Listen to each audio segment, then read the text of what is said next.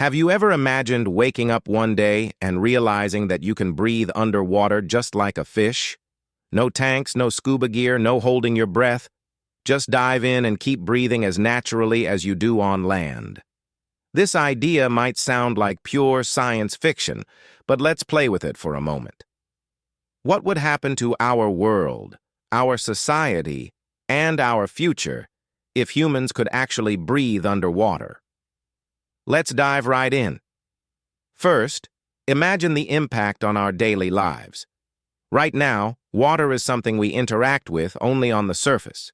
We drink it, swim in it, travel across it. But if we could breathe underwater, the ocean would become just as accessible as the land.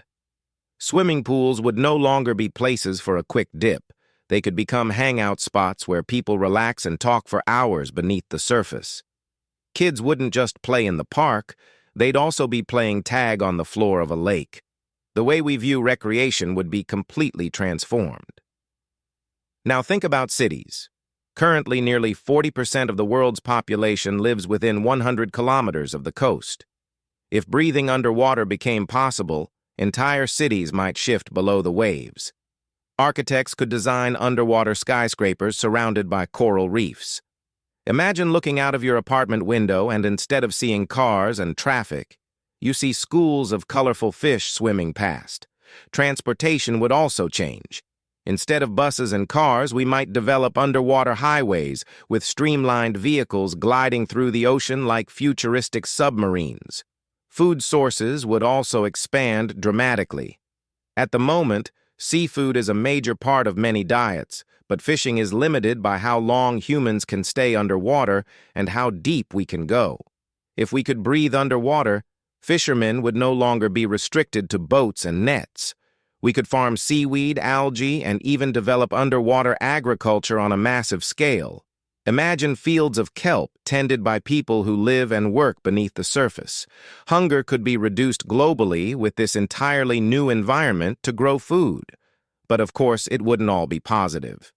Living in the ocean would come with serious risks. The sea is home to predators like sharks, jellyfish, and other dangerous creatures. Pollution is another problem. If we breathe underwater, we'd also be inhaling whatever chemicals or plastics are floating around. This could create serious health issues unless we clean up the oceans first. And then there's pressure. Human bodies are not designed to withstand deep-sea pressure.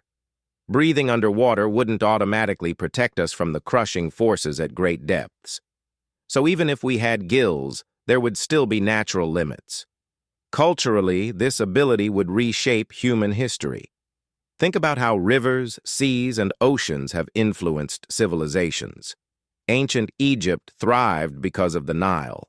The Greeks and Romans expanded across the Mediterranean. But what if humans had always been able to breathe underwater? Entire civilizations might have developed beneath the waves instead of on land. We could have Atlantis-style societies existing alongside land-based ones. Wars, trade routes, and exploration would look completely different.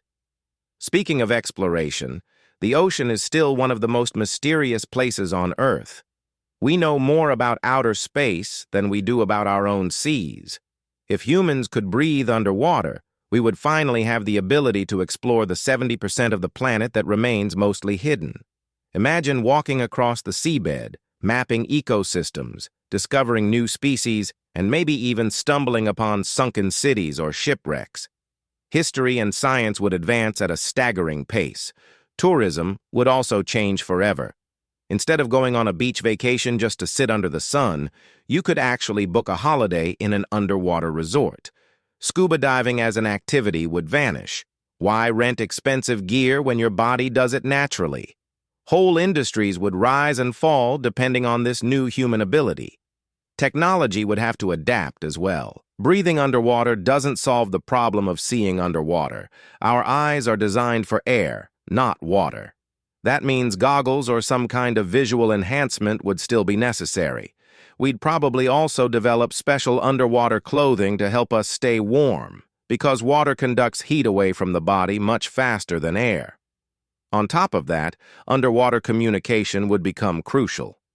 Right now, talking underwater is impossible, but with new inventions, maybe we'd see waterproof headsets or even biological changes in the way our voices work.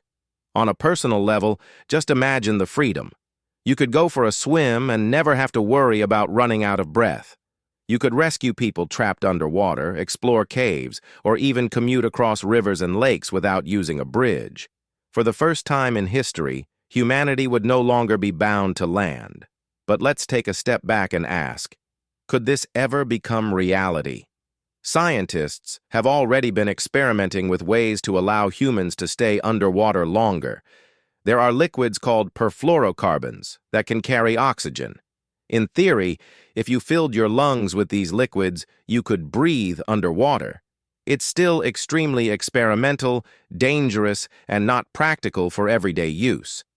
But it shows that the concept of humans breathing underwater might not be as impossible as it sounds.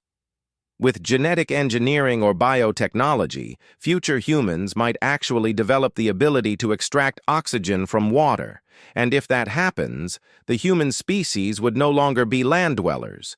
We would be amphibians in the truest sense of the word.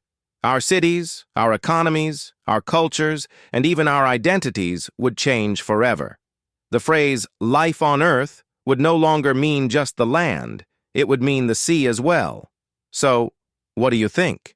Would breathing underwater make life better, or would it create more problems than it solves? Would you choose to live in a city deep beneath the waves, or would you prefer to stay on dry land?